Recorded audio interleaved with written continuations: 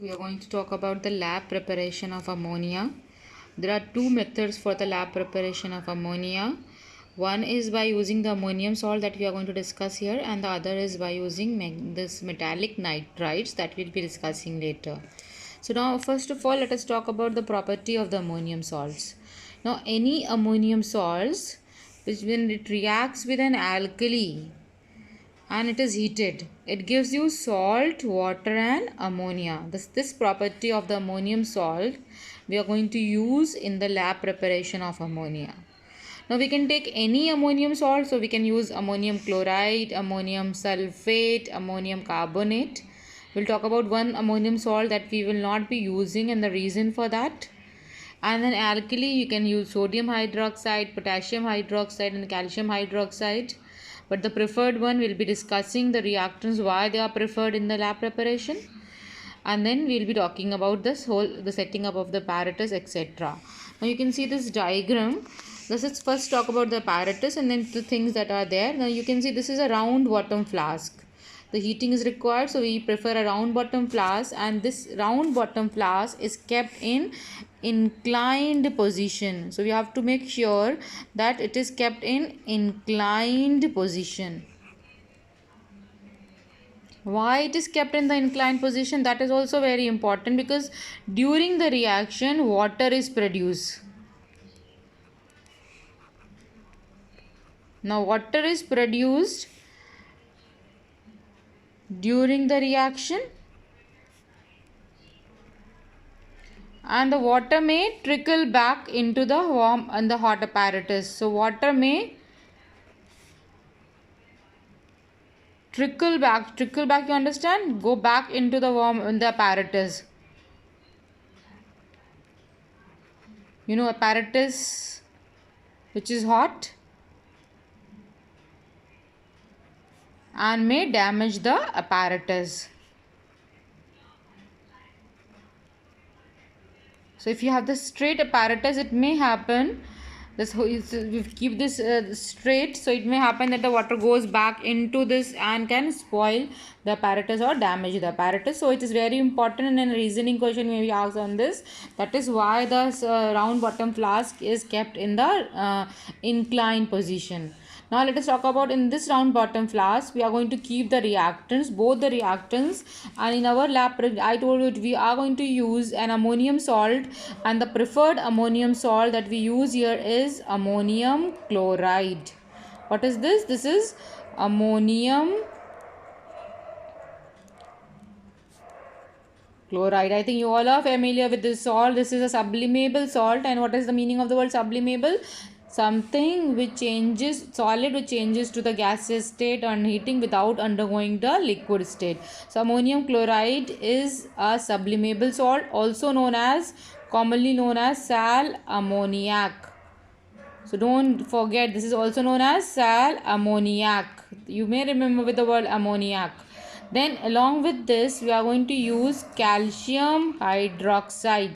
In the place of any alkali we are going to use calcium hydroxide, which is also known as slaked lime. Commonly it is known as slaked lime.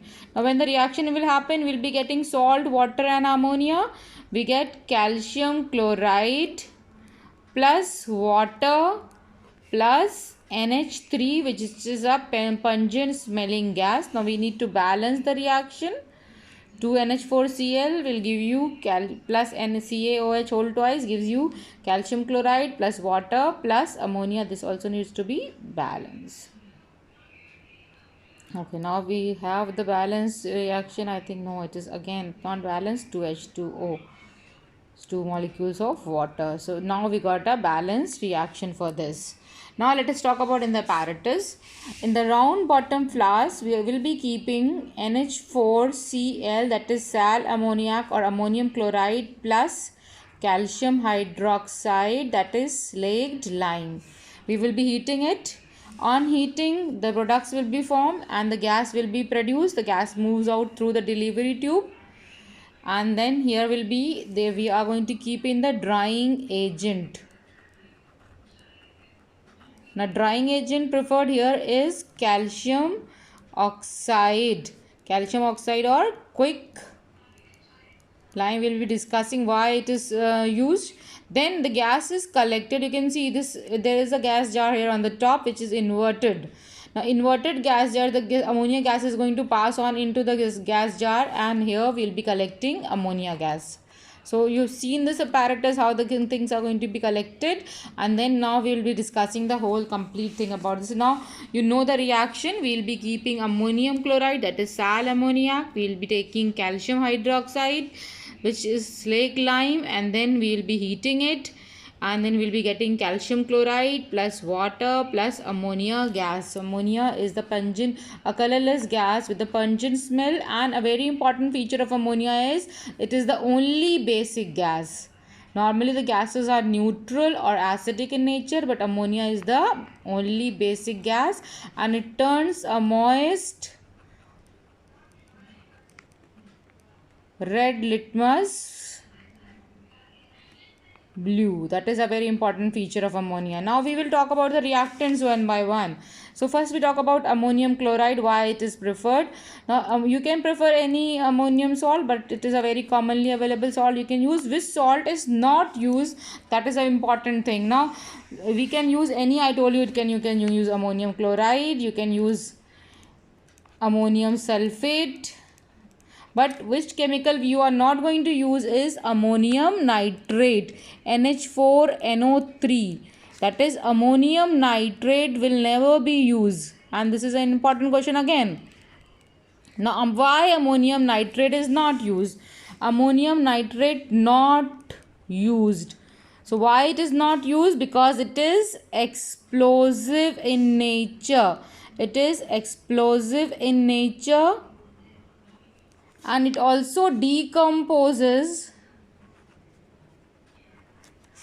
to give nitrous oxide, that is N2O plus water. So it is explosive and decomposes to give nitrous oxide and water. Hence ammonium nitrate is not used. You can use any ammonium salt, I told you, but you will not be using ammonium nitrate for the above preparation. Now we come on to the next part, about that is why the alkali use. Now calcium hydroxide is preferred. Why it is preferred? Or the slag lime, you can say. The reason is, first of all, it is cheap. It is cheap, and the other important thing, it is non-deliquescent. Other like KOH, NaOH, they are deliquescent in nature, and you understand what is deliquescent? Yes, deliquescent, they absorb moisture and change their state. That is the change into liquid state. So it is being non-deliquescent and also cheap and easily available. We prefer calcium hydroxide for the above preparation. Then an important thing again, a higher ratio of calcium hydroxide is used. Higher ratio, that is, we take higher amount of calcium. Like we say the chemical is 1:1, one part of slag lime, one part of it. We take more amount of calcium hydroxide. Why? Because you know NH4 is sublimable, NH4Cl. So when we are going to heat, it will be lost through sublimation. So to compensate that loss, compensate the loss of NH4Cl by sublimation, we use more amount of calcium hydroxide. Then we use the substance, we will be grounding. These will be used in the reactants are grounded, or grounded means to be changed into the powdered form, and this increases the surface area for the reaction. When we take big pieces, the surface area for the reaction is less, and if you take the finally grounded form, it increases the surface area for the reaction. That is important. Now we talked about all the things about the reactants which were there. Why NH4Cl, why not ammonium nitrate, or you can say which salt of ammonium is not used, that is ammonium nitrate not being used, because it decomposes and it's highly explosive in nature, and then on heating it gives you ammonia. And then about all the things about the reactants we talk about. Now after, like you have seen, after the reactant it goes through the drying agent. Now the drying agent preferred is calcium oxide, or we can say quicklime. It is also known as quicklime. Now what is a special feature of calcium oxide? It is alkaline, or you can say basic in nature. This is basic in nature. Ammonia also alkaline in nature or basic in nature, so no reaction. Being basic in nature and ammonia also basic in nature, there will be no reaction. What will happen? Ammonia will not react with calcium oxide. While if you take the other, like if you take concentrated sulfuric acid that we use for the HCl. Now HCl, this is an acid, and an acid and a base react. Like ammonia, NH3 will react with H2SO4 will give you NH4 whole twice plus SO4. Need to balance. Similarly, it is going to react with even with phosphorus pentoxide P2O5, which is again an acidic oxide. It is also going to react with calcium chloride. So if they ask you the reason why sulfuric acid is not used, why H2SO4, basically it should be concentrated, because that only is a drying agent. Concentrated sulfuric acid P2O5 or calcium chloride not used as a drying agent, because they react with ammonia. They react with ammonia. They are acidic, they react with ammonia, so they are not, for any chemical which react is not used. They react and they are not used. And the chemical that is used is for the drying agent is calcium oxide. Now after the drying, we need to know the method of collection of ammonia. Collection of ammonia, NH3. Now NH3 is collected by downward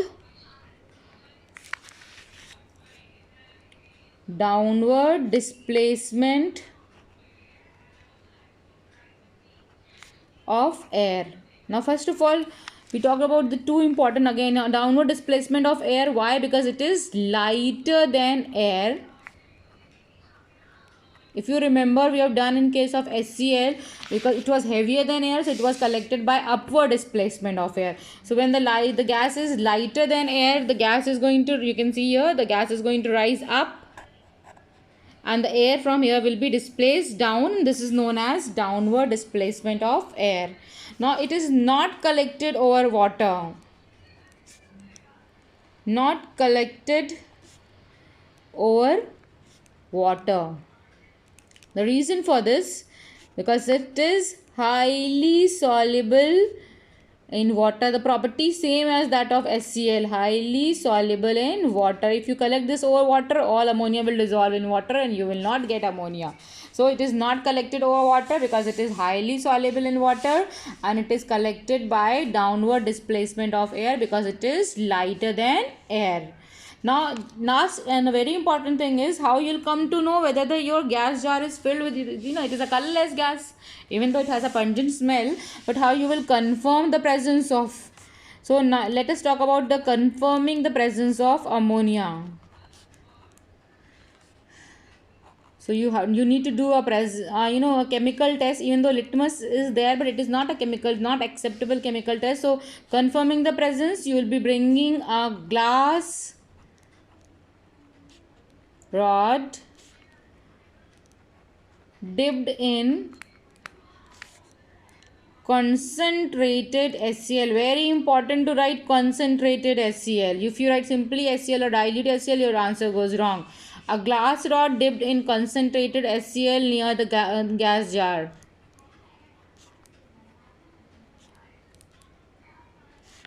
You will be getting dense, I think everyone knows, dense white fumes. This will confirm the presence of ammonia. So now this is very clear about this lab preparation of ammonia. This is the apparatus. This is the lab preparation using ammonium salt. You can use any ammonium salt except ammonium nitrate.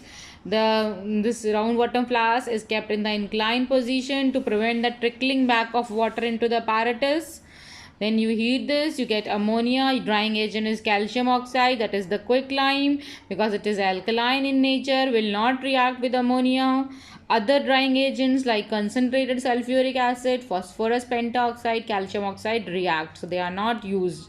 And then the gas is finally collected by downward displacement of air, because it is lighter than air, and it is not collected over water because it is highly soluble in water.